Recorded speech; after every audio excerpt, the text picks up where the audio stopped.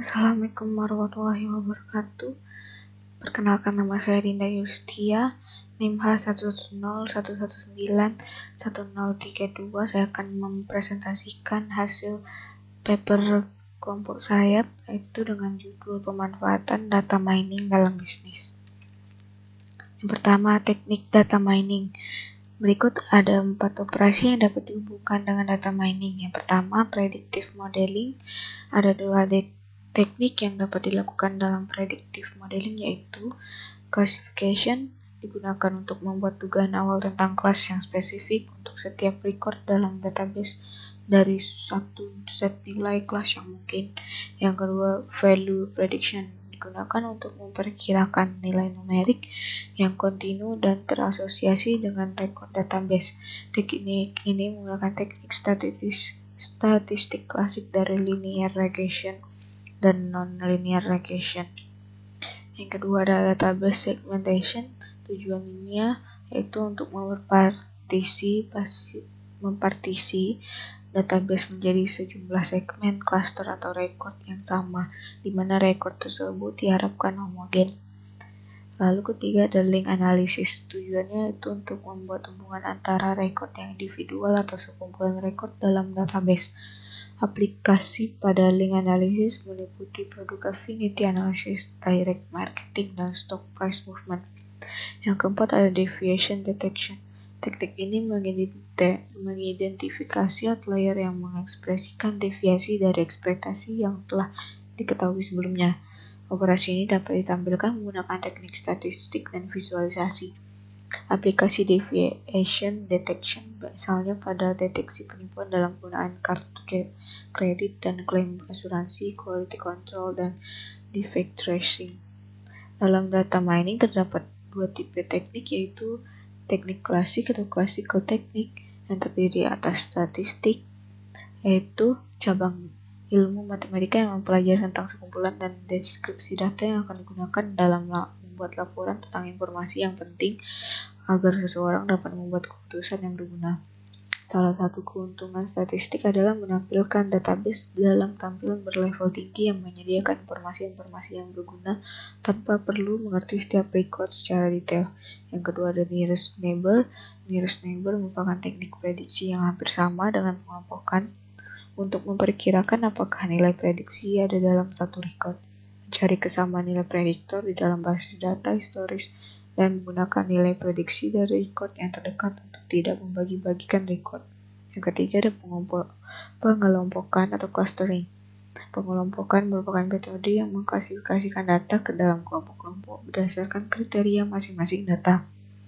Biasanya teknik ini dipakai untuk memberikan pengguna akhir sebuah gambaran level atas dari apa yang telah terjadi dalam basis data. Pengelompokan terkadang digunakan untuk segmentasi. Yang kedua ada teknik generasi selanjutnya atau the next generation technique. Yang pertama decision tree atau pohon keputusan.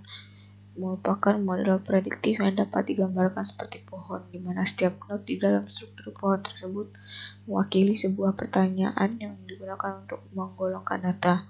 Struktur ini dapat digunakan untuk membantu memperkirakan kemungkinan nilai setiap atribut data. Decision tree biasanya digunakan untuk berbagai kebutuhan. Yang pertama eksplorasi, yang kedua pre-processing data, dan yang ketiga prediksi. Selanjutnya decision tree mempunyai beberapa keuntungan sebagai berikut. Decision tree mudah dimengerti dan diinterpretasikan. Yang kedua, penyimpan data untuk decision tree adalah utama dan tidak dibutuhkan. 3. Decision tree dapat mengatasi baik data nominal maupun kategorial. Yang keempat, decision tree merupakan model white box. Yang kelima, decision tree dapat melakukan validasi terhadap model dengan tes statistik. Hal itu akan memungkinkan untuk menghitung reliabilitas model. Yang terakhir, decision tree merupakan teknik yang kuat, dapat bekerja baik dengan data yang besar dalam waktu yang singkat. Yang kedua, penggunaan data mining untuk area CRM. Menganalisis dan memahami perilaku dan karakteristik pelanggan adalah dasar dari pengembangan strategi CRM yang kompetitif untuk memperoleh dan mempertahankan pelanggan potensial dan memaksimalkan nilai pelanggan.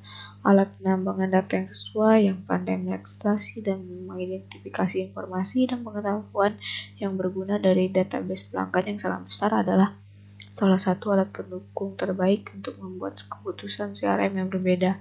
Dengan demikian, penerapan teknik data mining di CRM layak untuk dilakukan dalam ekonomi yang berpusat pada pelanggan. Yang pertama ada metodologi penelitian. Karena sifat penelitian dalam CRM dan data mining sulit dilakukan terbatas pada disiplin ilmu tertentu, materi yang relevan tersebar di berbagai jurnal. Kecerdasan bisnis dan penemuan pengetahuan adalah disiplin akademis yang paling umum untuk penelitian data mining di CRM. Akibatnya, database jurnal online berikut dicari untuk memberikan biografi yang komprehensif dari literatur akademis tentang CRM dan data mining.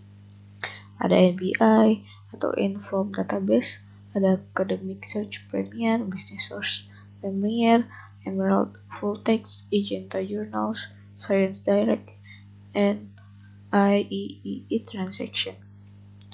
Yang kedua ada metode klasifikasi, Customer Identification, Customer Attraction, Customer Retention, dan Customer Development. Keempat dimensi ini dapat dilihat sebagai siklus tertutup dari sistem manajemen pelanggan. Mereka berbagi tujuan yang sama dalam berkreasi pemahaman yang lebih dalam tentang pelanggan untuk memaksimalkan nilai pelanggan untuk organisasi dalam jangka panjang. Oleh karena itu, teknik data mining dapat membantu mencapai tujuan tersebut dengan mengekstraksi atau mendeteksi karakteristik dan perilaku pelanggan yang tersembunyi dari database besar. Aspek generatif dari data mining terdiri dari pembangunan model dari data. Setiap data teknik penambangan dapat melakukan satu atau lebih dari jenis pemodel data berikut, yaitu association, classification, clustering, forecasting, regression, sequence discovery, dan visualization. Yang ketiga, data mining dalam mendukung retensi, akuisisi, dan penambahan nilai pelanggan. CRM memungkinkan organisasi untuk merubah operasi bisnis berdasarkan informasi yang diperoleh melalui data mining.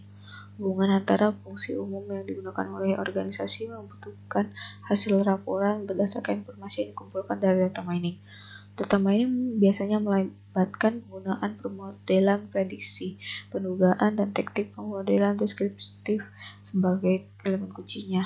Dengan teknik ini, organisasi bisa mengatur atau menjaga retensi pelanggan, terlebih dahulu memilih prospek yang tepat untuk dipilih, profil dan segmen pelanggan dengan mengidentifikasikan pelanggan yang baik, set kebijakan harga yang optimal, dan mengukur dan menentukan peringkat secara objektif pensuplai mana yang paling cocok untuk kebutuhan mereka. Data mining juga dapat membantu dalam memperoleh dan mempertahankan pelanggan di industri retail karena berhubungan dengan tingkat persaingan yang tinggi, sehingga mereka dapat menggunakan data mining menjadi lebih baik, memahami kebutuhan pelanggan mereka. Pesuplai juga bisa mempelajari riwayat pembelian pelanggan sebelumnya dan dapat mengetahui jenis promosi untuk menargetkan para pelanggan. Kegiatan pemasaran yang didukung dengan penggunaan data mining meliputi topik-topik berikut. Yang pertama, segmentasi pelanggan. Proses membagi basis pelanggan ke dalam kelompok-kelompok yang berbeda dan homogen dalam rangka untuk mengembangkan strategi pemasaran yang berbeda sesuai dengan karakteristik pelanggan.